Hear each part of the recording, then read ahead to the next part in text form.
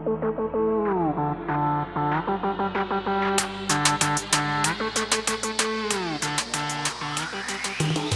I want to kick off episode 4.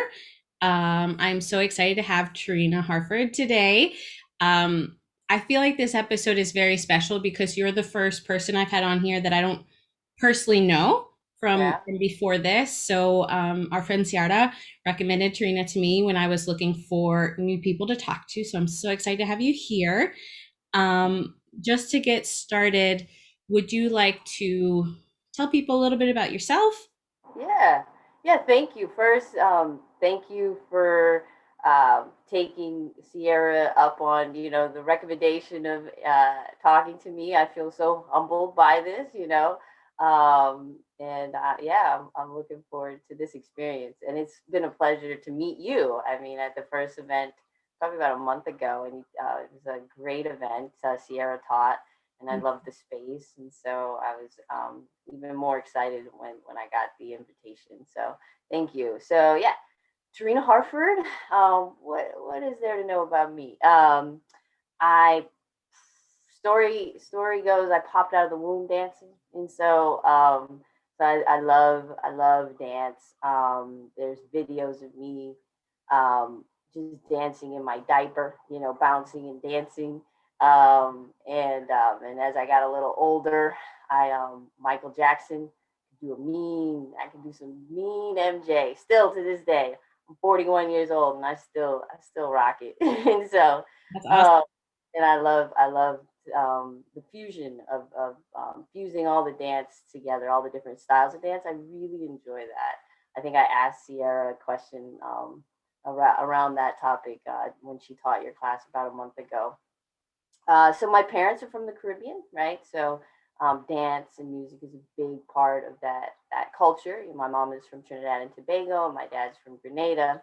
And so, and I love when I talk about the culture, um, you can really see how the culture has been influenced. The Caribbean culture has been influenced by the the African, slaves that were brought over, indentured servants, the Indian indentured servants that were brought over, the various countries that colonized. The various islands from Spain, from England, France, all of them. So the white culture, right? And I feel like I'm leaving. There's so many different cultures that have influenced the Caribbean culture, much like the United States, but it has a different sort of fusion there. And so where I'm going with that is in the music. A lot of times you can hear that fusion. You can hear, of course, the African influence first and foremost. I find that to be the most powerful, presence. But you can even hear from the island that my mom's from, Trinidad. You can even hear that Indian influence. You can even taste it in the food a lot of times, and then that Latin influence too. You can hear it there as well. And where I'm going with that is growing up. So Trinidad is it's about less than 100 miles from Venezuela, right? And so growing up, my mom, when we were cleaning the house or something, she would music was always on, right? And she would dance, and we would dance together. And I don't know if my mom knew exactly how to do any Latin dance for sure, but she could surely um, navigate her way through it. So she definitely put the bug in me through just dancing to soca, and showing me a little bit about Latin dancing. And by the time I got to college, I was like, I want to take this to the next level. And so I had some wiggle room to take electives, and I took some Latin dance classes as electives, and I was like, oh man, I love this. I felt like you know this is where it's at for me, combined with other things. I love hip hop. I'm a mean pop and locker. And so I love, I love to dance. It's my happy place. It's a form of therapy for me. When I'm happy, when I'm not happy, it is my go-to. And so that's a little bit about me. Awesome. I feel like I just learned so much about you. And I have so many questions because I don't know if you know this, but I'm a Spanish teacher. So I've spent so many, and it's not a native language, it's not a heritage language for me. I've all European background, you know. Yeah, So I've spent so much time focusing my studies on learning the language and learning cultures in places where Spanish is spoken, which has left out all these other Caribbean cultures. And like the more I learn about the history of bachata and learning, about slavery and the indigenous influence and like, kind of what you said, but for bachata, it makes me curious about what happened on the other islands because they do have a different mixture. They have yeah, different ingredients. yeah, And I've always been curious about the Indian influence in the Caribbean because I notice, like Indian or like Sri Lankan friends will talk about like roti, roti. and Yes, they'll be like yes. the Trinidadians will be talking about it. I'm like, I don't know enough about this history, but I'm so curious about that. So like, I don't know. I don't want to get us off the topic of bachata, but I'm fascinated. Yeah, no, I would love to. It's the fusion, right? And it's a beautiful thing. Yeah, roti is a dish in Trinidad. It's the traditional, dish of Trinidad, but it is slightly different than with your Sri Lankan friends are talking about. But you can see how they are very much related. Yeah. So yeah, it's a beautiful thing, and you see it in dance too. You see the fusion, you see the history, you feel it in all the styles of dance. To be honest, you really do. And so, Yeah. That is so cool to reflect on because when I started Latin dancing, I didn't see all those layers to yeah, yeah, understand that each style of music is a recipe with all these different ingredients coming from yeah, all these different places. So that's just taken years and study and talking to people and going to workshops and stuff. But I don't know. Wow. That for me, that has really improved my appreciation and just like my understanding of everything. yeah. I agree. So let's talk. How did you get into bachata specifically? Was that one of the electives that you were able to take in school, or did that come as like an extension of that? Yeah, no, yeah, it wasn't one of the classes that I took in school. So it was interesting when you had said to me that um, the your experience with bachata, people talking negatively about bachata, right? And so I often think back, I'm like, why wasn't that offered as an elective in school? I wonder if there's some sort of connection there. But how I got introduced to bachata, I was in the Navy, and so after college, I joined the Navy, and my first duty station was in Jacksonville, Florida, and I was there in Jacksonville, Florida, and I needed something to do. I'm about to keep it real here. So I am a black female gay. Surprise! I know it's a video. And my peers at the time were white male pilots.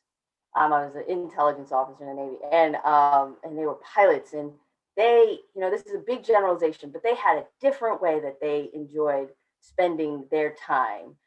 Irish pubs was their go-to place, and I would try to do. I would try, and I was like, this just ain't for me. And so I had to, and you have to. That's a lot right there, right? Because it created a very lonely atmosphere for me, right? And I was like, okay, Terrina, you got to seek out your own because the military does, in general, it does a really good job of having that camaraderie built in. But when you find yourself not really fitting into the default, culture, you're just like, okay, I got to go out on my own and do this. And so dance was it. I said, okay, I'm going to go and find different dance events and dance venues. And I'm going to go out, and I went to this club in Jacksonville, Florida, restaurant slash club, and they were teaching bachata lessons and would open up, for open dance afterwards. And I was like, what is this bachata? And I went with a friend that I had met. I forgot how. No, I think I met her. Excuse me, I met her at the event. And I go there and I hear the music, and I see the dance, and I was like, "Ooh, what is this?" I was like, "I love this."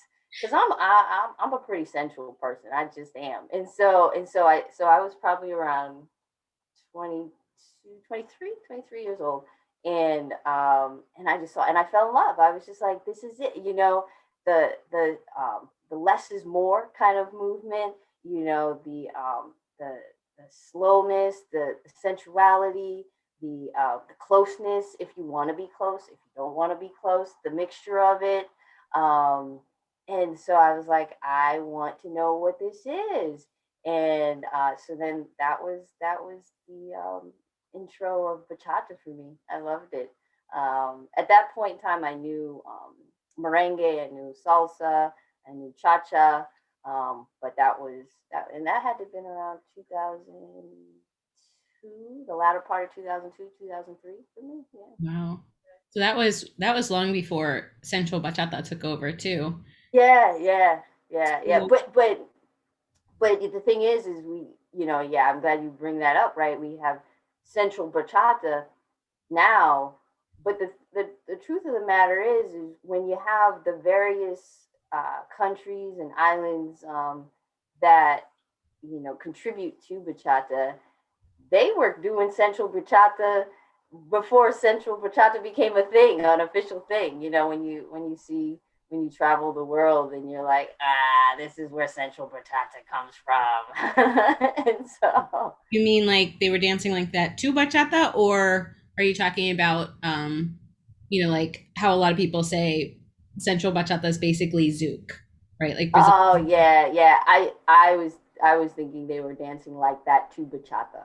I just, Oh, okay. yeah, they just, the different styles, different people. They have, people bring a different Mhm. way to it, and you would see people doing that more sensual stuff even before it was officially.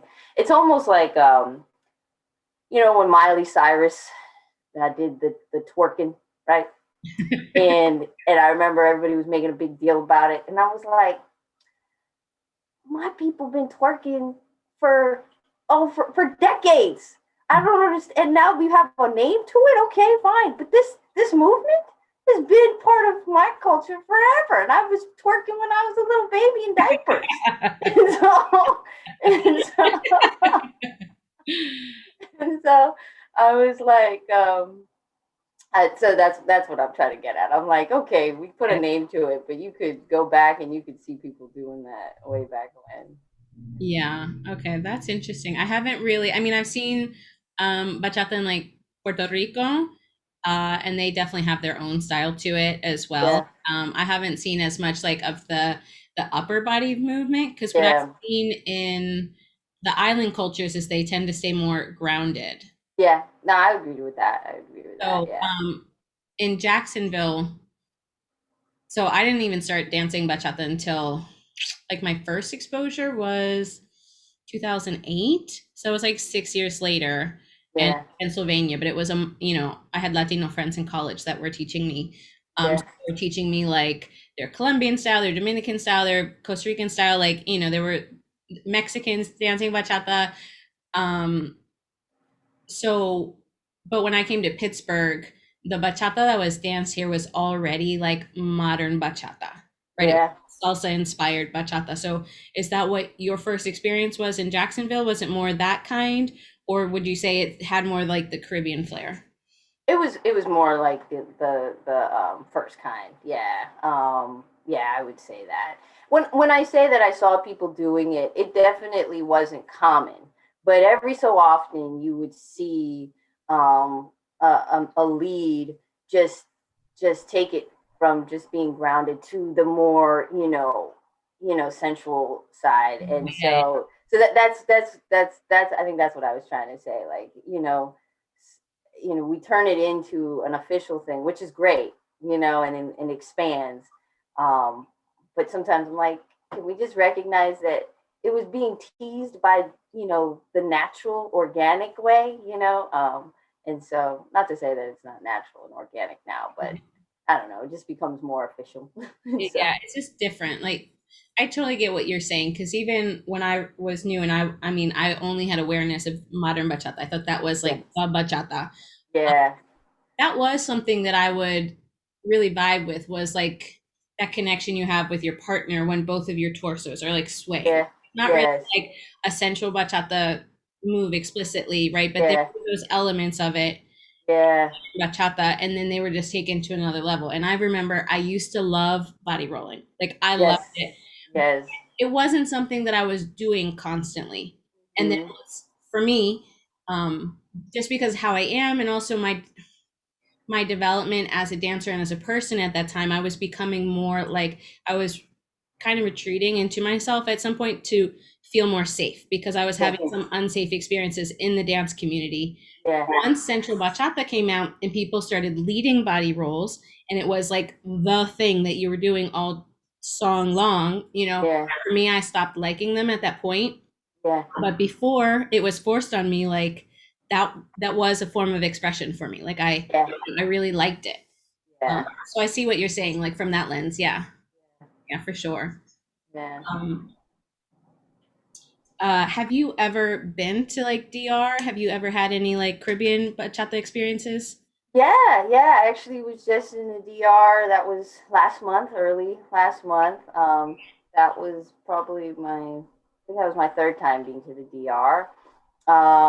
Yes, bachata in the DR just has a little extra life to it. It just you get to do it there, and it's certainly part of the culture, the life, of it. And Yeah, I enjoy, I every time I've gone, I enjoy experiencing and dancing in the DR. The other thing that I think is funny is I go to the DR and people will absolutely think that I am Dominican. And so, As soon as you like the other funny thing, I was like, they think she's Dominican. Yeah. yes, and I and it is something nice in a sort of interesting way for me. So of Caribbean descent, the Caribbean, just like um, here in the United States, people are mixed people because of the history. In the Caribbean, that is the same, history. It's just the mixtures are just a little different, right? And so I do find it fascinating. I'm mixed with African, Indian from India, white, and Native Carib, which is equivalent to Native American here, right? And to go to the Dominican Republic, and they are certain I'm Dominican, right? And and I see it, right? Because I get there and I go, oh wow, we do look alike, this mixture of whatever that mixture is, and I've been wanting to look into it. But I do think that is interesting that we can look so similar. And maybe we do have more mixture, more similarity in our mixture than I'm imagining. I haven't looked into it, but I do think that is funny. And so the fact that I do like to dance bachata or even any of the salsa, merengue, whatever, people will just assume I speak Spanish and that I am, and when I tell them no, there is a good 5 minutes of being straight up perplexed, like what? No, and I'm like, no, I'm not. I'm not. This is just. It's kind of funny, That's but awesome. yeah. And do you speak Spanish as well, by chance? No, and I'm not giving up on that life goal. I want to. I really do. But no, I don't. And so, Okay. Yeah. yeah, So for me, I even got asked those questions, but because I speak Spanish. So yeah. they were like trying to find a way to make me Dominican, even though I was like, look at me. Like, look. Yeah, yeah, yeah. No, but there are white people in Santiago. I know, I know. Be one of them. Yeah, yeah, yeah. It's funny how I think it's human nature.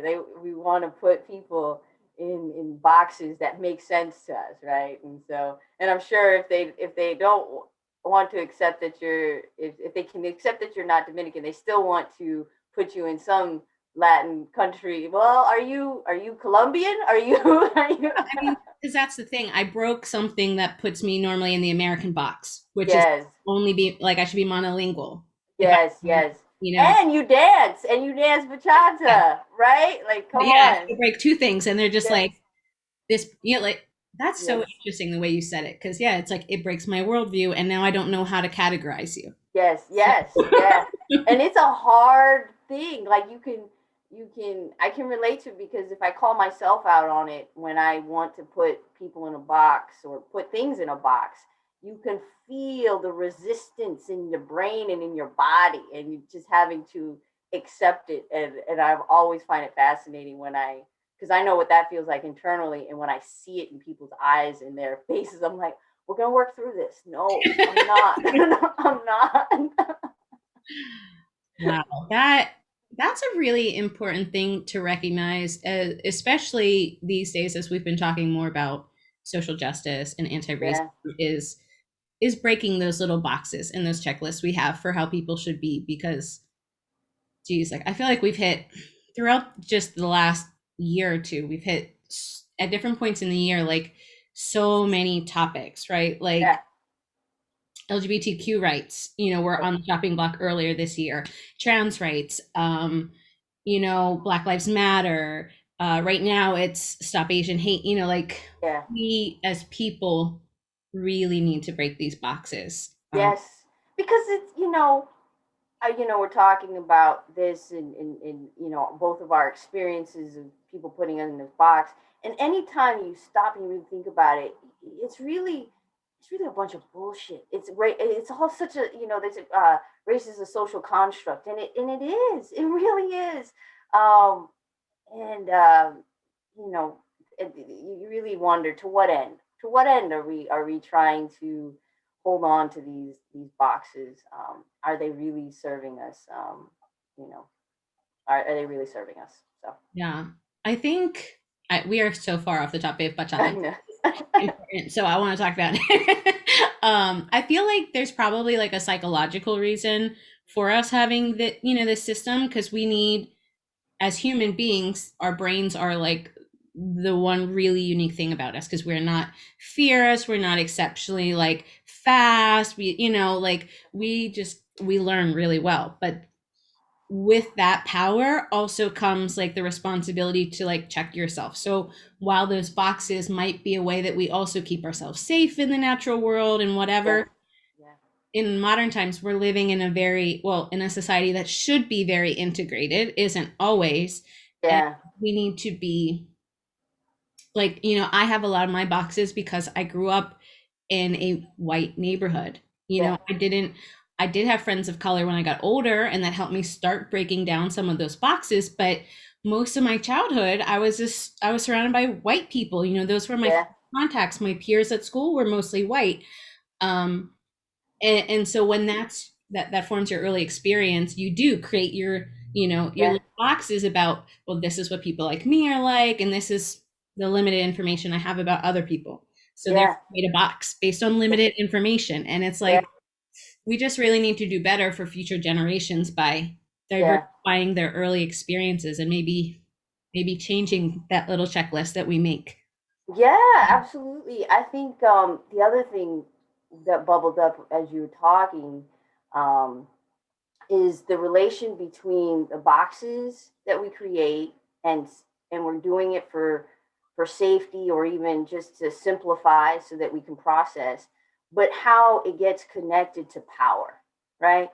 And that's where it really caused a lot of problems, right? We have through colonization, and the power structure that was created, and the boxes that reinforce the power structure. That's where as I said, it had caused a lot of problems, continues to cause a lot of problems, because we haven't addressed that is the root cause of it. Mhm. And we need to just be honest. And I mean, I think that's what we saw last year. I always say, Mother Nature. for my job is an emergency management professional, right? So I help people, communities, organizations plan for, respond to natural and human caused disasters. So I was very busy. I still am very busy because of the pandemic.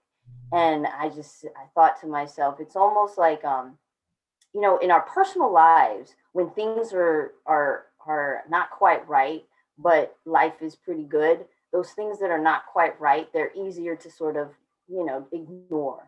But when shit hits the fan, those things that are not quite right, they become extra, emphasized. And I feel like the pandemic, that's exactly what it did for so many things across the board in our society, to include race relations throughout the world. And so again, those boxes and safety and the power structure that was put in place hundreds, thousands of years ago. Um, I honestly feel like Mother's Nature's like, okay, humanity, fix your shit. Let's look at this.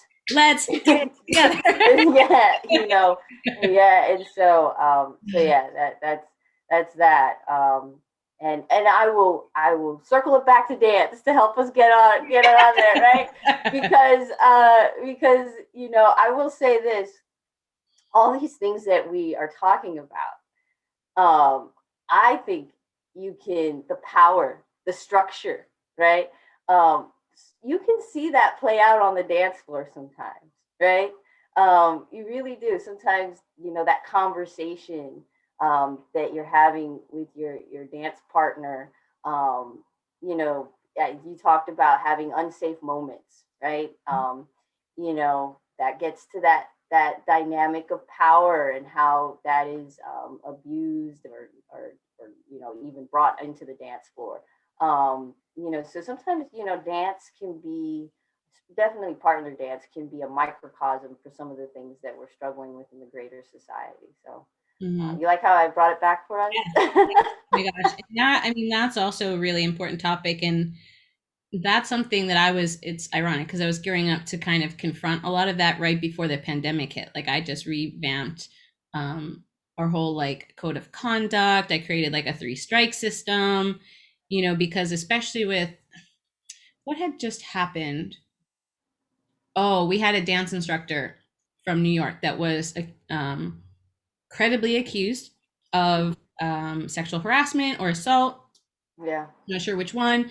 Currently has a suit and pled guilty to it. So that created a big stir like 2 Christmases ago. So I remember that's when I started sharing some of my stories and deciding like we got to fix this. Yeah. But then ironically, though the pandemic, like you said, has given us like that the vision to be like, oh, this is broken.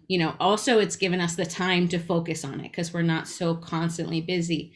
But in this situation, I was like ready. I was like, we got a 3 strike system. These people are not allowed to keep abusing my people. Like I don't want them.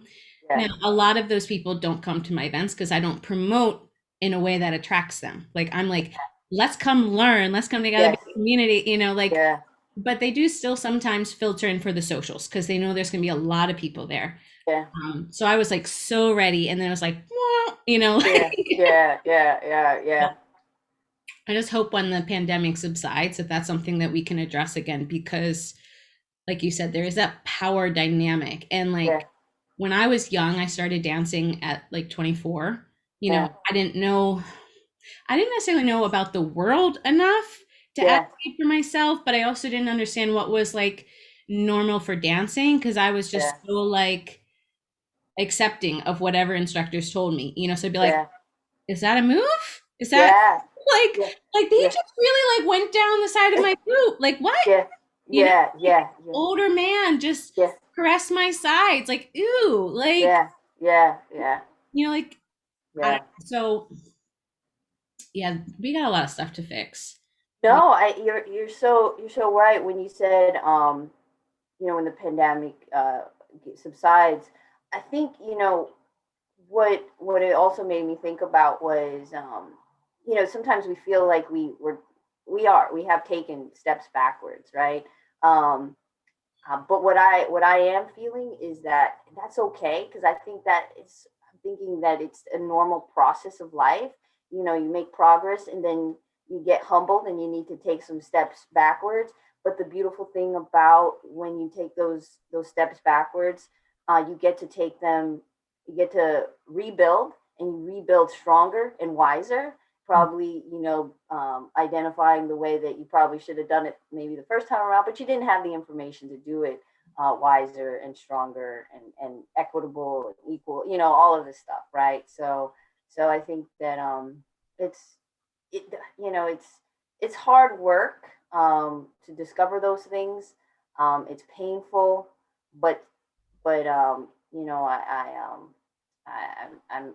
am recently in therapy, and one of the things that they talk about is you expand the most through great pain and great love.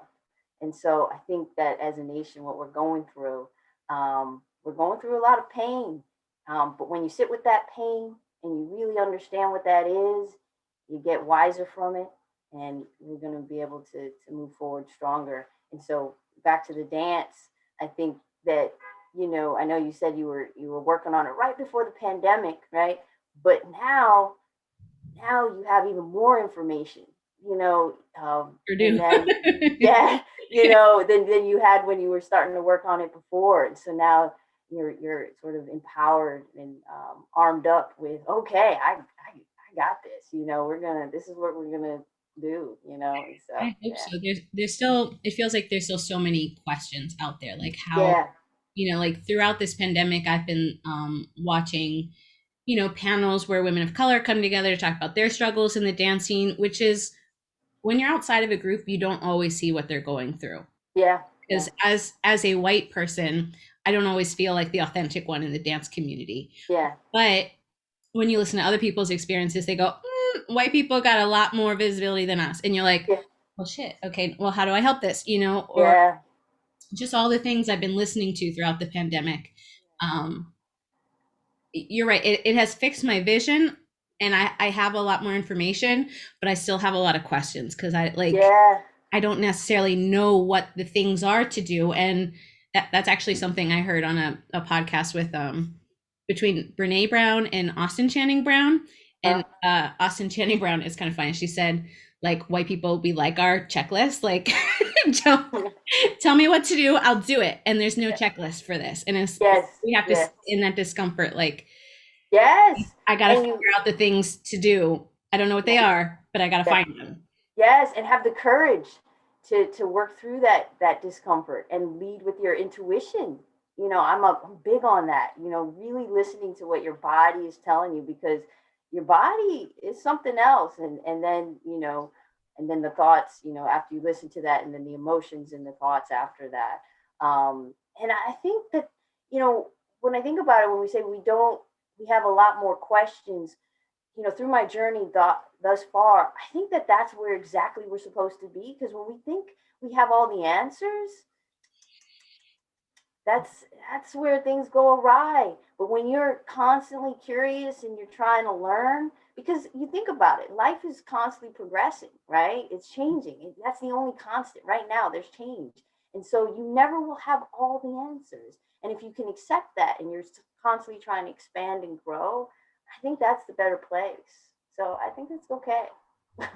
That's good. Yeah, that's an idea I've been working on for a couple of years. Also basically since like I landed myself in therapy a couple of years ago, I hit like just very, very stressful period in my life. And it's like the work that I've done through therapy and through reading is like getting comfortable with not knowing, getting comfortable with, or like Girl. sitting with your discomfort. Oh gosh. It's like Woo! hard Woo! stuff. It's very it's so hard. It's so painful. I mean, oh Like, I gosh. don't like this. I don't like this feeling, but I'm Yeah, not allowed to go engage in these bad behaviors. I'm not yeah, allowed to pretend like it's not a thing I'm feeling. Like, I yes, just yes. got to keep going with this. Yeah, and when I tell you, like, it manifests physically too, right? And that's another reason why I love dance, right? My therapist, I run and I dance, right? Those are sort of my two go-to things. Mhm. And even my therapist was like, I like the idea of you dancing more, because you get to let your body do what it wants to do, however it wants to flow and express. And so, so I say that like a lot of times, when I'm sitting with that discomfort, and I need, you got to take a break. Otherwise, oh gosh, that thing is exhausting, right? Mhm. Dance really does help, right? There's something about the music, the rhythm, just helps move things through. And there are times where I will have some really good thoughts and downloads just because I was able to sort of dance it out. Yeah, So yeah. that's so cool that call them downloads. It Um, feels like that sometimes. You're just like, whoa, what did that what the hell was that? this this business person I follow, Marie Forleo, she's got like a podcast and a business. She made a post a couple months ago that called them that, and I was thinking about that. I think for her it might have been dancing as well because I think she has a hip hop background. For Yeah, me, I get those. It's funny. I don't get those when I'm dancing as much. For me, dancing is like as long as I'm feeling safe and good, like yeah, it's a release. Like it's like yes. almost like I go to like a nice empty space, Yeah. you know? Yeah. No, yeah, to be clear, I don't get them while I'm dancing. Oh, I'll typically I get them all different ways, but there have been times where I'll get them after I dance because I feel like of what you just cleared said, it. cleared it. Yeah, you clear Okay. that energy, you clear that whatever, and then you seem to be open to, receiving Hmm. after you've done that. That's cool. The one time I will get them like while I'm doing something is yoga for me. Yoga. Yeah, that I makes sense. actually got the idea for this podcast like while doing yoga because I just had Yeah. a conversation with the first episode I had on my friend Isolde from Sweden, and we had just been talking, and then I went to yoga class, and in yoga it was like bing. Yeah, yeah, yeah. That's cool. You must be good at yoga because anytime I do yoga, it's just pure pain, and there is no, there's no. There have been times like that. I've been doing it for a while, like more consistently than I ever did before, like Yeah, 2 years, over 2 years. But when I started, because currently I do power yoga, and I had always done like more gentle forms of yoga before, like yoga with Adrian on YouTube or other random classes I had taken. And so yeah, when my friend invited me to power yoga, I didn't realize it was power yoga. I just knew it was yoga, and it was really hard. I was like, what the heck? I don't think I like this. This is hard. But I kept going because it was a time where I could see that friend and I got into it. It's like, yeah, I don't know. It's kind of like running because I used to run. My asthma has gotten like worse in the last couple of years. So it's not something I can really do a lot of right yeah, now. But it gives you the kind of like that same clearing feeling, like where you're working hard. yeah, The way I always used to describe running back when I could do it in my 20s was like after the workday, it was like my brain was like a bookshelf that had fallen over. And when I ran, it was like putting all the books back in their place. So yeah. That's nice. Yeah, I can feel like that sometimes too. yeah. I certainly need to. Why I honed in on it. I need to incorporate more yoga in my life. The older we get, your body needs that sort of exercise, and so it's Yeah. healthy for the joints. Yeah. So I want to know, what is your favorite memory of dancing bachata? Right now, my favorite memory of dancing bachata was meeting my ex. Yeah, it was a bachata event put on by QT Fusion. I got to give them a shout out here in DC. Have you heard of QT Yeah. Fusion? Kiara teaches for them. Yeah. Yes, yeah, Luella. And she had QT Fusion partnered with another LGBT group, Les Links, for that particular event. And it was pretty cool because it brought together sort of two communities in the queer community here in DC. And so I remember my ex came in. It was after the instructions had happened, and it was just had opened up for the open dance, and she came in, and I saw her across the room, and I said, I want to dance with her. And so I went over there and I asked her to dance, and we just while we were dancing, we just talked for a very long time, and I was like, well, I think I should let you go dance with some other people right now, because here we are. It was sort of like a singles event, sort of thing. And so we separated, and we went and danced with other people. And I just kept on thinking about her, and I was like, I want to dance again with her. And so I tried to find her in the room, and as we made our way back, I saw her, and she saw me, and she said, "I want to dance with you again." And so it was quite a lovely meet. And then we started dancing, and then we actually went to the side and continued to talk for like an hour on the side. And so and it was something that we connected with both, and I don't take that for granted. I really don't take that for granted. Finding someone that loves to dance, wants to dance, that is something that I have found to be very difficult, and can dance. That's another thing, and so we connected that way, and it was something.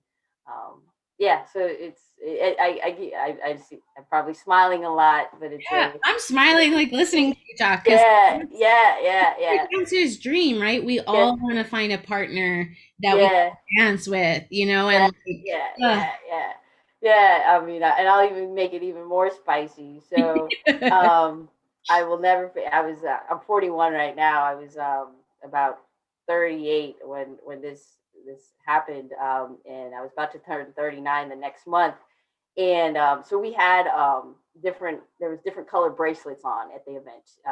Green was like you're single and ready to mingle. Red was, I'm not interested, so don't approach me that way. mhm. Yellow was like I'm in an open relationship or something. And I think there was even another color that I can't remember. And we both had green bracelets on, right? And I said, hey, so we both have green bracelets on. So what are you looking for? And she was like, I know I put this green bracelet on, but I'm just looking to just meet some cool people to go out dancing with, and blah blah blah. And I just came out of some relationships, and I probably should have put a different color bracelet on. I just want to meet some fun women to go dancing with. And I will never forget this. It was an outer body experience that I had for myself, and I couldn't believe these words were coming out of my mouth, right? And I just looked at her and I said, "That's cute and everything, but you got needs, and I want you to consider me for those needs."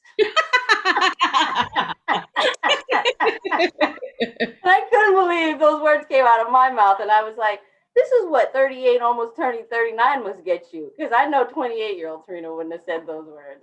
So, and I'll never forget her face when I said it too. I was like, I can't believe I just said that. So, I like the way you advocated for yourself. It's like you were campaigning. I'd like you to consider me for those needs. That's awesome. I love that. So, for you, do you spend so you live in Alexandria, Virginia, so you're not that far from DC. Um do you engage with like the larger bachata community there? Do you keep it smaller? What is your vibe when it comes yeah, to the dance community in that area? yeah. So I do. I really do like to first and foremost engage with the queer, bachata community when I can. It's not that big, and but I do want to play my role in trying to, what's the right word I'm looking for, you know, queer people were everywhere, right? So I remember someone said to me, we could have our own separate events, but what is that? And we can continue to do that, but what is that really going to? Where's that really going to get us in society, right? No, we need, as queer people, we need to go to the predominantly straight events and dance as queer couples in those straight events, right?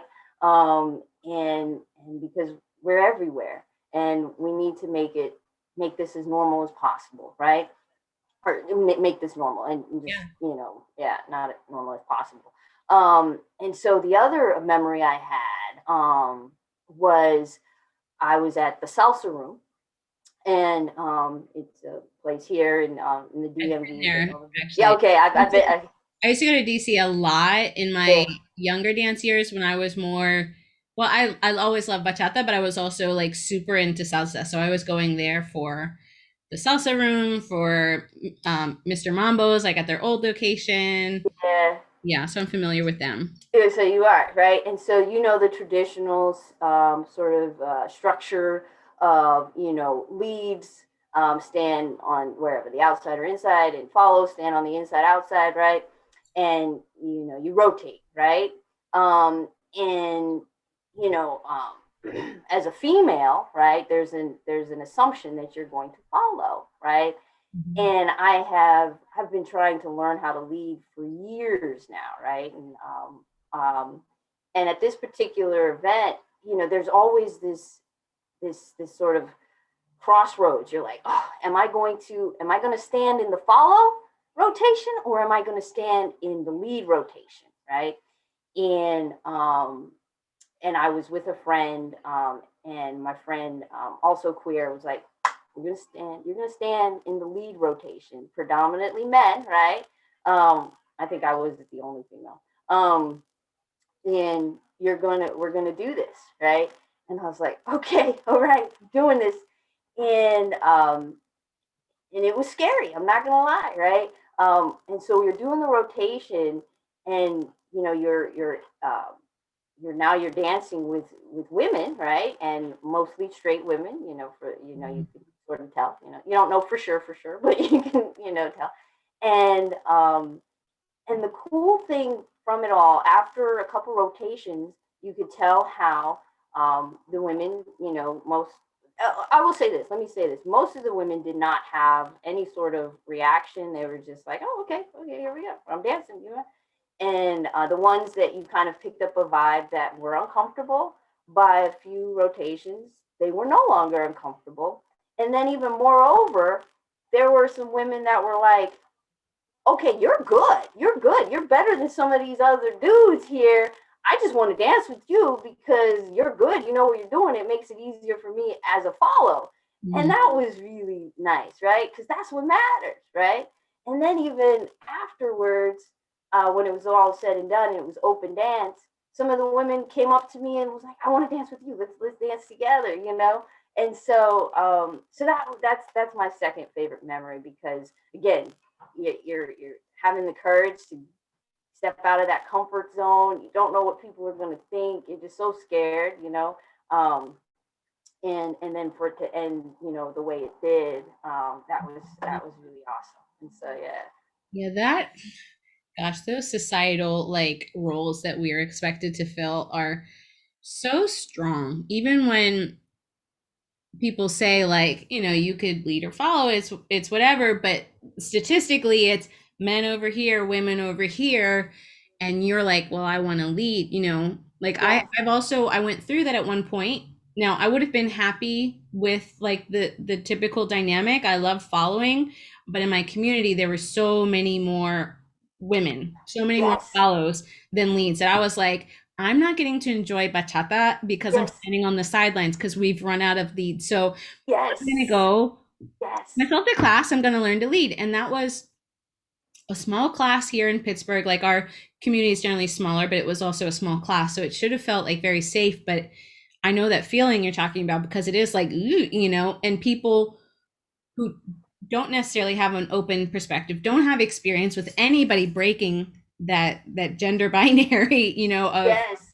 of dance roles, will try to force you back into the other one, because in my class there were mostly leads. Yes. They wanted me to switch and be a follow, and I was like, no. I Yes. like, I am here to lead. That is Yes. why I'm here. We Yes. can all take turns not having a partner, because Yes. I'm not going to compromise what I came here for.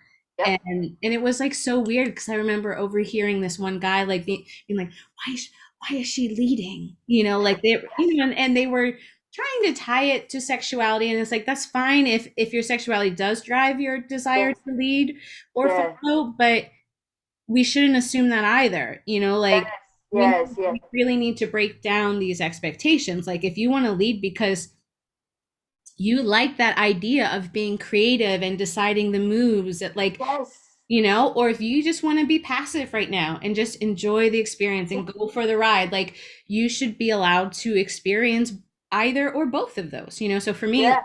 learning to lead has been very freeing and it's improved both. And that's exactly why those follows told you, oh my God, you're better than the dudes, because you could already follow. You knew like Yes. what Yes. a weak follows feels like. You know what Yes. a rough follow or a rough lead feels like. Like, Yes. you Yes. know. Yes, yes, it is so true. When you said that, when the guy said, "Oh my gosh, why is she trying to leave?" I got a. It felt like a little bit of a download.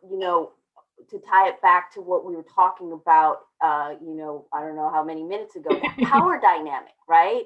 Like, his ego was so wrapped up. He felt threatened by you wanting to lead, right? And this is how it's a microcosm of society too, because here's the thing, like, every human being, men and women, and all the other entities in between, whatever, right? We have masculine and feminine in us, right? We just do, right?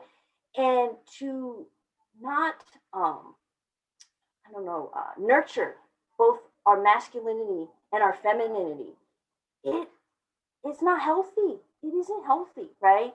And I think about how learning how to lead has made me a better follower. Me being a follower has helped me be a lead, as you pointed out, in a certain way. Like, I understood, what it is to be a follow, and how to, be, more sensitive to that as I'm leading, right?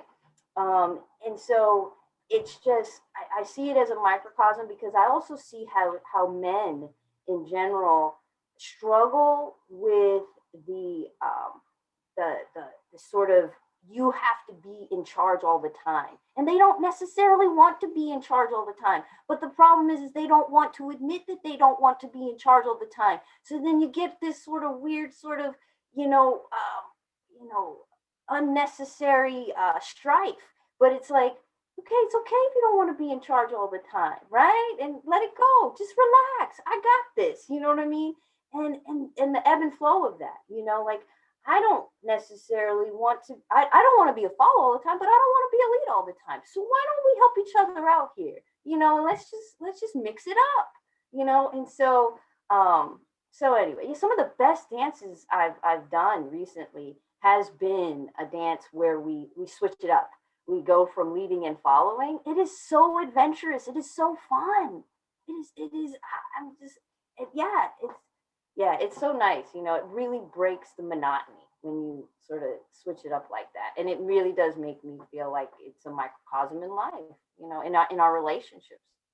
Yeah, I like how you pointed out like how men feel that they need to like dominate, because I feel like society is really hard on men, and I mean we are really hard on men too, because Yes. behaviors very much affect us all the time, and back to the power dynamic, right? They Yeah. benefit from a lot of the things they do, but sometimes they do things that like you said, they don't really want to do. They don't Yeah. necessarily like it, but and I've seen that because I have a brother. Like I've watched things that my dad did to my Yeah. brother, to Yeah. try to make him not a softie, Yeah. and Yeah. now he is like, I don't want to say he's like super macho, like he's not Yes. toxic or anything, Yes. but he still, Yeah. exudes mostly masculine energy. Just think like how the soul inside was damaged by some of the Yes. things, right? Like, Yeah. let him be a teddy bear if he's a teddy bear on the Yes. inside. Like, Yes. that's a gift to be Yes. able to bring compassion and empathy and love to people. Like, we don't need to be discouraging that. And I also like what you said about like the masculine and feminine energy in all of us, because like Have it. that's not talked about. You No. grow up like, as because I'm cisgender, I'm heterosexual, and you grow up thinking like I'm supposed to be feminine, but I'm not like the ultra feminine woman. Like, I am feminine, but like there are things that I just don't want to do. Like, I don't really Yes. want to wear high heels all the time because it hurts my feet. Like, I Exactly. don't want to always have like manis and petties because it's a lot of upkeep, and I don't want to do it. Like, Exactly. and even recently, I posted this picture of me in first grade getting my picture taken. You can't see this in my individual photo, but in the class photo, you can see I've got this pretty colorful dress. It looks like it's like from the Caribbean, like this Yeah. stereotypical like Yeah. whatever dress, and then I've got high top sneakers on. That's what I'm talking about. And it's like, Yes. but I never thought that I was allowed to like accept that. Like it was always something I felt bad about. Like, well, I am a girl, I, but I'm not like super girly. Like I just Yeah. never felt like, because Clueless was out when I was young. Yeah. I never felt like that level of girl. Yes. I always like, Yes. I feel a little weird about this. Like, Yeah. but this is how I am. And it's okay to acknowledge like, my feminine energy goes up to here. Yes.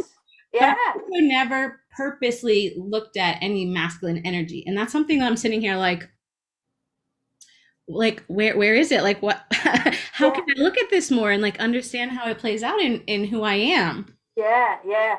No, I certainly I can relate to everything you said. I struggled with it from a very young age because I knew that for me it was wrapped up with my sexuality, right? I knew from a very young age, like at 6, that I was gay. I always tell that story of when it became clear. We were on the playground and we were playing a game of like tag or chase. And I remember running up the slide, and up at the top of the slide there was this little boy and little girl. We were 6, right? And they were making fun of and it was like Jenny and Johnny kissing in a tree, Kissing, right? You know that song. Whoever the little girl was, I had a crush on, and I remember being like, how come it's always a girl name and a boy name? Why isn't it ever a girl name and a girl name? I want my name to be there, right? And so and then as soon as didn't take too much longer, I realized why there's never a girl name and a girl name and a boy name, right? And so I was a tomboy growing up, right? And so but so I certainly felt more masculine, and even in my style of dancing, I like to break dance, and all the boys were doing the break dancing, and it was like, what is this? I liked all the sort of boy toys and boy bikes, and wanted to do all that Papa Wheelie and all of this stuff, right? And then the older I got, I was like, and so I'm really fast forwarding into like my 20s, or late teens and 20s, and still realizing, well, wait a minute, I do like to, be girly every so often, right? So how do I balance this? What does this mean? And then it got even more confusing with my sexuality because, it was like, okay, I remember when I realized for sure, like, all right, this I'm very much attracted to women, more so than men, right? Um, and just being like, but how do you do this? I don't know how to do this. I've been taught how to date men, but I don't know how to date. Who opens up the door? Who pays for whatever? These very, like, already fucked up What if I things. want her to open the door for Well, me? yeah, yeah, exactly. I want to open up the door for each other. How do we do it? Do we tag team it? What do we do? You know what I mean? Take turns? Yeah, exactly. And so working through all of that, just stepping into the fact that, I have masculine and feminine. And I will say this, in this patriarchal society, it is one of the things that women have sort of benefited more so than men. We get to play with that spectrum a lot more than they do. And it's unfortunate because I do, I see how they want to play with it, but then it gets all wrapped up and they feel like their masculinity is in question.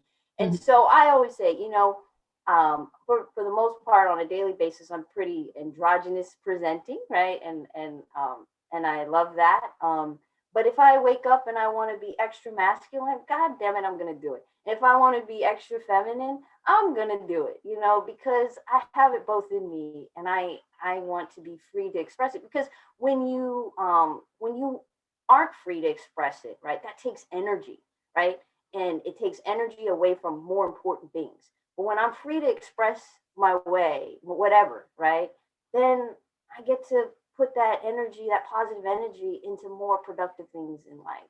So Yeah, let's you just be. shouldn't have to waste your identity on micromanaging your identity and your presentation for others. Like, Yeah, that is such a lesson for the world, right? As we look right? at Yes, trans rights, which are just yes, always always on the chopping block, and just all the things, all Yeah. the things. That is, yeah, we just need to let people be themselves and like, Really, really, like all of it. Like I remember my mom and dad, they both are really good in the kitchen cooking, right?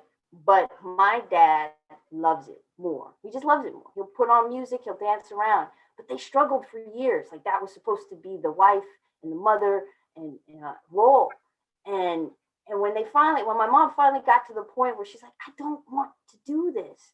Life was better in the household. It really was, because then my dad did it. He was happier about it, and I think it took a while for him to feel kind of okay with it too, as well as being like, I'm a man and I like to do this, you know what I mean? But, it was like, you could just see how it just sort of lightened things, and so both of them are really good. And they both cook, but my dad enjoys it more. And so it's like, why do we put these sort of roles and responsibilities, even like yard work. Like I remember this one woman talking about how her husband struggled a lot with allergies. So for him to go out and do the yard work, it was a heartbreaking thing to see him doing out there, right? And he was yeah, like breaking out and sneezing. But people in the neighborhood, anytime she was out there doing it, they would make a comment like, "Oh, I'm sorry you're out here. Your husband isn't doing it." And she's like, "First of all, I enjoy doing this. Second of all, I don't want to see my husband struggling for days after doing the yard work. So what the fuck does it make? What difference does it make? It works out. It's perfect." you know? oh gosh, the pools of society are so strong, like to the point where we as the neighbors will be trying for like this is our big problem in the world, right? Like just let people be the way they are. Yeah. Like, oh my gosh. And the other thing is like we don't know what people's dynamic is. Like you don't know that they've agreed on that. You don't know what he's doing inside the house. Like Exactly. keep your mouth shut. Right? Yeah. He might be cooking or he might be fixing the electrical wire. Who knows? Yeah. Oh gosh. So we hit on I love this conversation, by the way. Like Yeah. we hit on so many important things. And even though it's not been directly related to dance, it does affect us as dancers because we are people and we're existing inside a community and we all happen to dance, but we all feel these pressures ourselves, like to be a leader, to be a follow, or like those leads that come out like I hate these leads. They're like, they have that energy like, I'm going to give you what you want. And you're like, Yes. first of all, you don't know me. You Yes. and like usually that person's whipping you around the floor and you're like, Mm-hmm. save me. Yes. like, Yeah. just drop it all, people. Like, and I Yeah. remember how different it was at Ciarda's event with Ace last year. A guy came up and he's actually someone I would love to invite on this podcast to like listen to his experience. But first time ever, a guy came up to me and was like, would you like to lead or follow or switch? And I was like, wow, look at this in practice. Like this is something I'm trying to Mm-hmm. learn, but it's really hard because I spent so many years doing Yes. like the traditional binary way, and Yeah. and it just seems so easy for I him. know. I remember when I was hit with this, and I'm a queer woman, right? When a man did that to me, right? I I it was like a combination. My brain circuited. It really did, right? And it was beautiful. I loved it. I was like, oh my gosh, I'm so happy. I was like so attracted to it, right?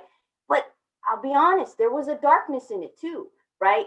Every so quick, it was so fleeting. I'm like, what kind of man are you? Asking, what Hmm. kind of girly boy are you? I'll be honest, that thought crossed my mind, right? And you're sizing him up, and you're just like, where did that fucking come from? And it is that culture, that is that conditioning. And I say that I'm not proud of it, and I'm saying it out on this podcast because I know other people have those freaking thoughts so quick, and and we have to pause and identify those thoughts and identify where they come from, and we have to continue working on them because it happened so fast. It was like in a quote period of 30 seconds. I'm like, oh, this is cool. Hmm. And I think it's just important. We got to call ourselves out on it too. So, Absolutely, 100%. We have to recognize those things, and I think when we talk about our own failures and the ways that society's like crappy expectations have affected us and continue Hmm. to pop up in these moments that, we don't expect, we allow it to be okay for other people to recognize it in themselves, because there is a big pressure like to be perfect all the time, like especially on social media, because like I hate using this term because it's so like right talked about right now, but like cancel culture. Yeah. I don't mean canceling Yes. cartoons right now, but just how people will cancel you because you're wrong, and there's like no space for forgiveness and growth. Yeah. Like when we're vulnerable enough to be like, y'all, I messed up with this. Like I found it Yeah. and I didn't like it in myself and I'm working Yes. on it. Like other people can be like, whoo, okay, me too. Yep. Like, Yep. I've had that as well. And it's something I also want to work on. Like when we make safe spaces to talk about these things, Yes. I think that's where we can actually like move forward and grow. Because if we live in, you're about to see how much Brene Brown has affected me over the years. Like we live in such a like a shame filled Yes. society, and that's what like keeps us all stuck in these roles, right? Like Yes. I'm afraid of the shame of being the only woman on the leader Yes. side. I'm Yes. afraid of the shame when that woman looks at me like, are you gay? Are you into Yes. me? Could Yes. like, Yes. because Yes. that's happened to me too. When I like, Yes. and it's that actually something that holds me back from asking women I don't know to dance at socials, because Yes. I don't want that weird look. Yes. Yeah. I don't Yeah. like it, and that Yeah. Yeah. it really sucks if I'm afraid to confront it, and I have the choice to lead or follow. Yeah. What about the person that only really wants to lead? Like Yes. it just Yes. sucks that we don't fight it more. Yeah. So like No. we need to like fight the shame by being vulnerable. Yeah, yeah, Brene Brown's, what is it? Power and vulnerability. And it is so true. And I already had sort of a natural propensity to want to do that, because I'm an open book. I told you, I'm like, you Mhm. know, but I saw Brene Brown's TED Talks October of 2019. It was years before she had done it, but I saw it then, and that's all I needed to see. I was like, I am leaning in on this one. And Mhm. what I have found is when you do that, and I've seen this in all facets of my life, and it almost makes me sad that I haven't done it more. I didn't do it more sooner. Mhm. When you are vulnerable, it it allows people to feel like they can be vulnerable too, and you get more authentic self people coming. And again, we talk about that energy. I'm investing that energy. When people are putting energy towards not being vulnerable and being perfect, you're not even getting the true, you're not getting work done, whatever the work is. You're not even having a true, full, an honest conversation, right? So when you're able to take that and put that aside and just truly be vulnerable, you get more shit done.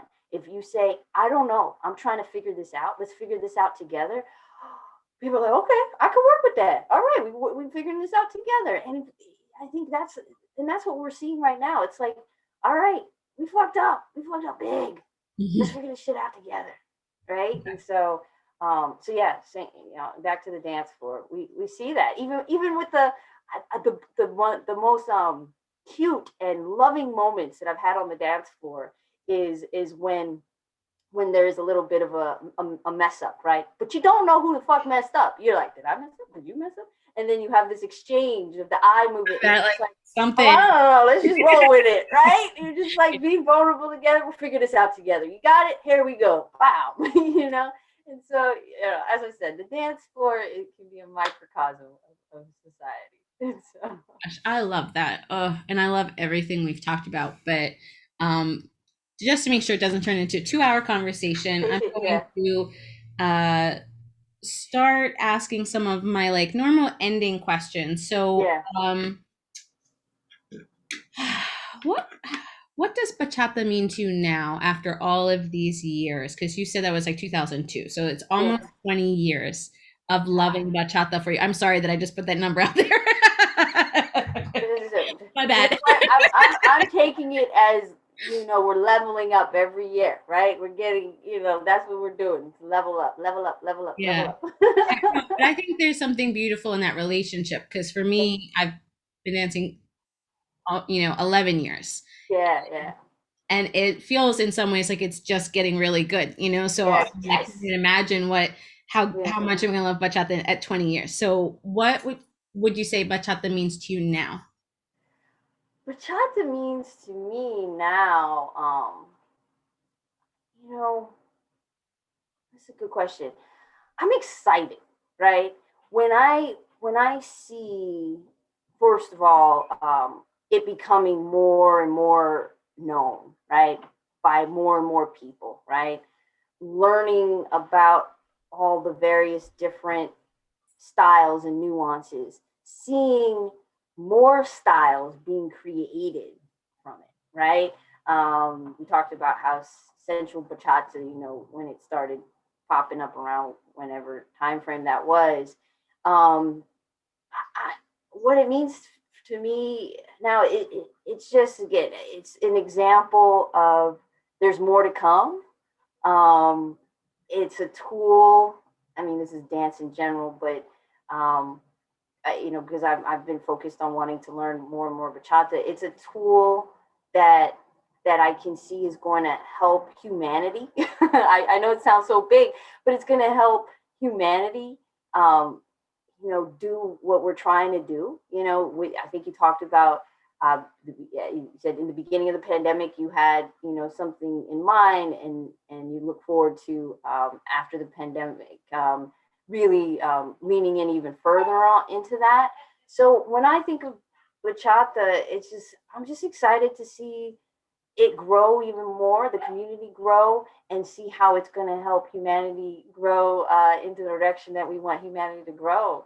I know that sounds big and sort of abstract, but that's what it means to me now, and it will continue to be one of the many forms of dance that I use as the bigger therapy. I love to do the fusion. I'll send you a video of my niece. It happened around election time, and so I was like, I want to dance, and so I love fusing all the different styles together, right? Because there's some songs that you can hear the beats, and you can hear like a bachata beat, a salsa beat, a hip hop beat, a soca beat, or whatever, right? And you're just like, oh my gosh, this song, I could put it all together. And so I think that's pretty. I'm very curious to see how that continues to evolve, the fusion of it.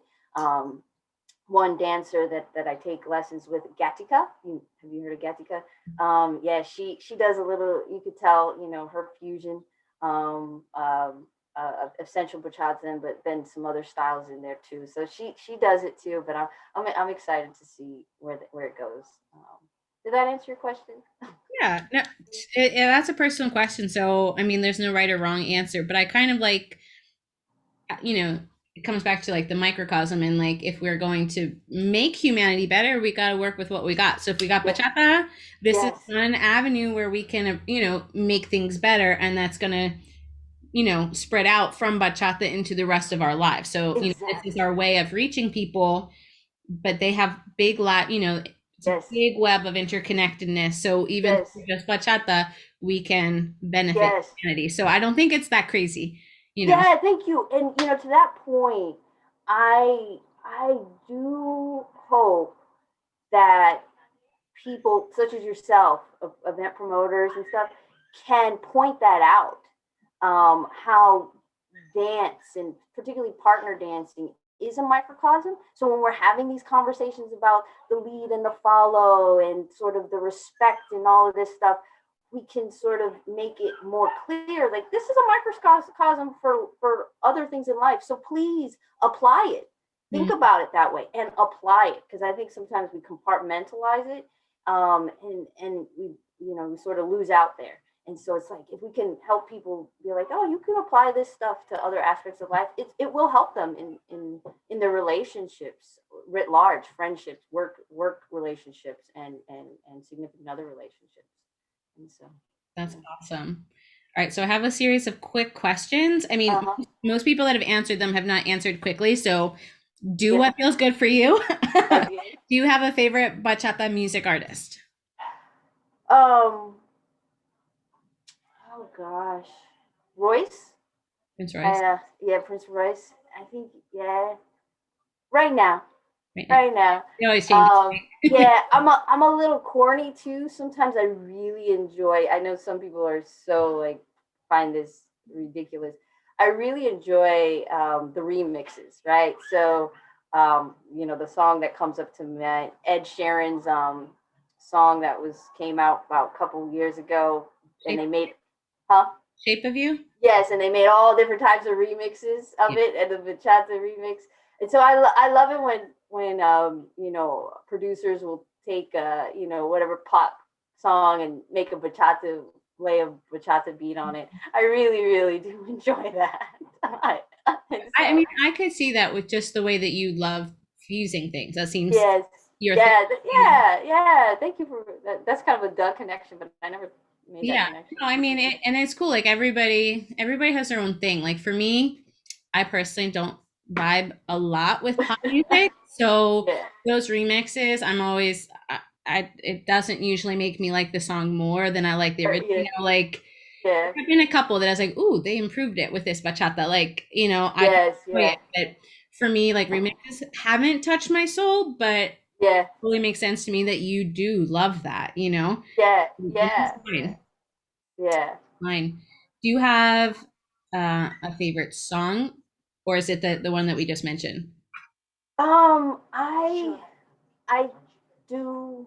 I'm sorry, my cousins are knocking there. I would have to go through my phone. I can't think of one right now. Okay, I'm the same way. But I don't think I have a yeah, favorite, so I'm yeah, kind of hypocritical asking people all these favorite questions, but yeah. I'm trying to go to my Shazam real quick and be like, which one did I Shazam recently? So, but yeah, I don't know. yeah, that's okay. Do you have a favorite social dance partner? Someone that you just like vibe so well with and you love dancing with them? Oh. Mm. Oh, this one hits hard.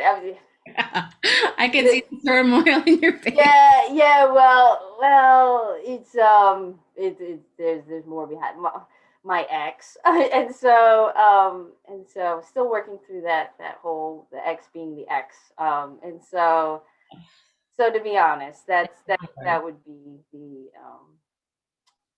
the partner that came to mind, and so yeah. Yeah. Aw. The changing relationship dynamics is so hard, whether it's Oh, romantic or otherwise. Like, especially when you did vibe hard in one area, but now because of other reasons, it's not working out. Like, you have to kind of mourn it, right? oh gosh, yeah. Whew. I think that's normal. And I bet there's a lot of people on here that are like, me too. I fucking miss dancing with my ex. Like, Yes. I don't want them, but I miss it. Yeah. Yeah, Yeah, yeah. I'm sure you're not alone on that one. So good. I'm hoping that my truth and vulnerability will someone can, not feel alone in that, right? And so yeah. Oh, I'm sure. Do you have a favorite instructor? Oh, Gatika. I wanted to say Sierra Gatika, and then Sierra's the next. And so, yeah, Gatika. It's because just I am. She's big on the sensual bachata, and I love that. And then she does have touch on that fusion. A couple. She teaches on Sundays. On She has live classes, and a couple Sundays ago, she really did this sort of like class that was all about like just being in touch with yourself and being sexy, and she had us like doing a little booty jiggle and extra like and touching. And she was cracking me up. She's like, "You got to touch yourself." I was like, "Oh, Gatica, you say you got to touch yourself, girl?" She's saying a lot. And so she had me cracking up every time she said that. And so, because I know she didn't think where my mind was going with that. But yeah, so yeah, she's my favorite now. Yeah. That's great. And Um, Sierra's second, close second. I like Sierra because she keeps the simplicity. She that's her thing, like it's the less is more. I really like it. Yeah.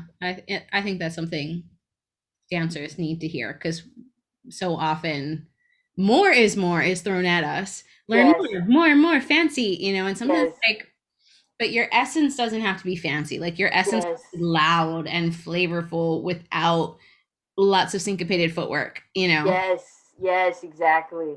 And as a follow, sometimes you're just like, yeah, can we just keep it simple right now? Can Like we my just, feet are killing me. yeah, you know, This song is like I know. 185 BPM. Like, chill. Exactly. Like we can just keep it simple so I can just like have clear headspace for a hot second.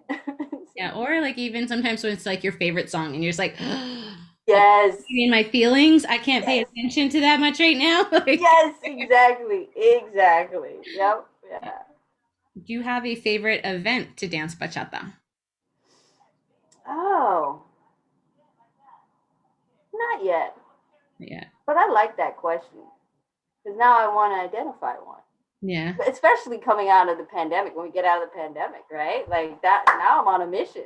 It's going to be like a brand new world after the Yes, because even when I think about for the bachata events coming back, I'm like, I'm not going to be bringing anyone from Europe right away because that's yes, expensive and like risky, right? yes, yes, It's gonna be almost like I was having this conversation with my mom recently because I'm like it's gonna be like when I was starting for the bachata again, how I like dipped my toes in and like little events and stuff yes, and closer instructors and I don't know, it's just gonna be, or at least my perspective, it's gonna be different because I'm not gonna be like the events in Florida that are like, yeah, yeah, let's do it. yeah, yeah, Little events, let's see. And I think the dynamic of events is going to be different because we have a very polarized community right now. We have the people that are like, get over it, let people do what they want, and I want to yeah. dance, and people who are like, you're being Can we just, selfish, you're yes, risking everybody's health, I no yeah, longer want to dance with you or know you. yeah, I think there's going to be some tension for a while. Like I think eventually there will be a point where we forget about all of that yeah. just because we want to dance. Like that. Yeah, I mean, this is not normal for humans, right? To be operating in this environment of social distancing and all that. So I agree. I think we'll get there. But, It's going just, to be weird for a bit. yeah, yes, it is. It is. It is. I did think about an event. I can't remember, the dance company, but it's a queer couple based out of California, I think. Harda and Yes, yeah, I love. in Lakesh. Yes, Like, yes, yes, yes. I was able to go out in spring of 2019, and yeah, they did a great event, and then they bring in different styles and particularly Afro, beats and all that, and so yeah, I did think about that event. I would like to visit that event because I heard it was really hyped up a lot at Amaria Fusion in January 2020. Um, like Sarah and Ace had been there. Yeah, Serena talked about it on the panel, and her friend Kate, like, and her, like, how that was such a great event for her. And, yeah, because her friend was somebody who wanted to lead only, like, didn't yeah, really want to be a follow. So yes, going there and just feeling so accepted was so beautiful. And I was like, I want to go to an event like this. Like, I know I'm straight and it's not like a safe zone for me necessarily. Like, I want to go see that and be part of yeah. it. Just like, Yeah. No, cool. I think you would be surprised that it will be a safe zone. I remember going there with my ex, and something that I said, it's such a weird thing I said, but I looked around the room. It was like sort of the open dance event, and I was like, we're a bunch of misfits, and this is beautiful. I love this. When you looked at it, I was like, I'm a misfit, and I love it. Like that really just stood out to me. I remember saying that, and so When yeah, that I think there's something really beautiful about that. Like, because when you are a bunch of misfits, there's no way to fit in. Like, so you yes, all fit in, right? yes, You all fit yes, in for being your unique self. yes, and you feel seen. You're like, yeah, this is how you're unique, and I see you, and I love that, and I embrace that. This is gonna sound weird. I remember when it seemed like it was like the early 2000s when the phrase of came out of I don't see color. And that really fucked with me when people started. So I was like in my early 20s, right? So really, struggling with a lot of things, right? Like my a lot of things, my blackness, my feminine, my queerness, you name it, right? A lot of things I was struggling with. And this, and it was typically white people that would say this. I don't see color. And here I am being like, really? You don't see this? I'm like, I'm taking it literally. Like, I'm like, you really don't see it? I'm like, this is how my brain was working. I was like, are they so evolved that they get to not see color and I'm not evolved and I see color? You really don't see color? And then this is ridiculous, right? And then as I got older, I was like, this is a bunch of bullshit. I was like, they see fucking color. And then I was like, I want you to see my color. I want you to see. I want you to embrace all of me. I want you to see all of me and realize that that is what I bring to the table. All of me. Don't tell me you don't see whatever part of me. No, I want you to see it. And that's exactly what it is. Because as a white person, I had that phase where I legitimately thought I didn't see color. Like I wasn't necessarily recognizing or thinking about people's ethnicities Yeah, or their race. But when I look back at that time period, I wasn't seeing the unique things that their race or their ethnicity brings to who they are, right? So as long yeah, as you were acting in a, white congruent manner, I didn't really think about your color. yeah, But I'm sure if that same man, the one I'm thinking about that I had that realization later with, I'm like, oh, he's black. yeah. If he had been acting differently, Uh-huh. if he had been acting in any way threatening, I'm sure I would have seen his color really quickly. So Yeah, yeah, it is BS when we go yeah, around thinking that, because it's operating from the lens that everybody needs to be like this, like me, right? Like standard society, what we think. But then when you break all that down, it's like, oh, Eurocentric society, like that's yes, kind of crappy. I can't expect yeah, people to all, like it also includes like the melting pot idea, like we all melt yes, into one, but you all melt into mine is kind of what yes, that is. So like yes, that's a very crappy mindset. And I I think it just took years for me to get out of it, and I think it is yeah, something we need to rage against. yeah, But I've seen a lot of white people fighting it this year, like no yeah. Well, yeah. color, and it's like, but you need to, Mm-hmm. like No. it's Yeah, not that's what I said. accepting. It's Yeah, not accepting. yeah. No, no. As I said, we I know if we have, in some instances, maybe taken a few steps backwards, but I feel us taking those steps forward in a more healthy way, more honest way. Um, and yeah, and I've, and I told myself, I remember, I was in a meeting at work, and it was at the beginning of the month, in March, and we were, so we're stepping out of Black History Month into Women's History Month, and at work, several people, they were briefing out on different events that they were held within the organization for Black History Month, and predominantly, I predominantly work with white people, and they were just, person after person was saying, this Black History Month event, this whatever, this black, and I just paused, and I was like, wow, I love how the word black is coming out of their mouth with ease. And I sat with that, right? And it was going to be my turn to brief out, right, on what I needed to brief out on. And I was like, I think I need to say this out loud. And I was so scared. I was so scared, Jessica. I was like, Mhm. oh, my armpits started sweating. I was like, but no, I think I need to say this. I really think I need to say this. And so when it was my turn to brief out, I said, and this is I'm holding myself accountable, right? Speaking my truth, because I think speaking my truth is important, right? And I said, all right, before I brief out on my regular stuff, I want to have a diversity moment here. I said, there's something that I noticed, the word black coming out of people's mouth with ease. I said, not too long ago, I witnessed, not too many years ago, the word black or even African American or anything, Asian, Hispanic, would come out of white people's mouth in a clunky way. It would be like black, black. That little And pause, that hesitation, yes, like, right. is this a bad word? Am I allowed to Yeah, say this word? yes. And as a person of color, as a black woman, I don't think what would happen for me is when it would come out in a clunky manner and it is a bad word, it would make me feel like a bad word. Like it wasn't like they wanted to see me, right? And I'm like, what? Just say the word. What? And so I said that. I was like, I said, it's just so I'm so happy that it's coming out and with ease. And I was like, that feels like progress. I said, because it would make me feel like a bad word when people would, struggle with it. And when I tell you, so the person that was leading the meeting said, "Thank you for Terrina for saying that. I noticed the same thing too, right?" And she was just like, it just really hit me because it was person after person. And then people started chatting me, and they were like, "Oh my gosh, these white people! Thank you, Terrina, for saying that. Thank you for whatever." Da, da, da. And then a black woman was like, "I agree with you, Terrina."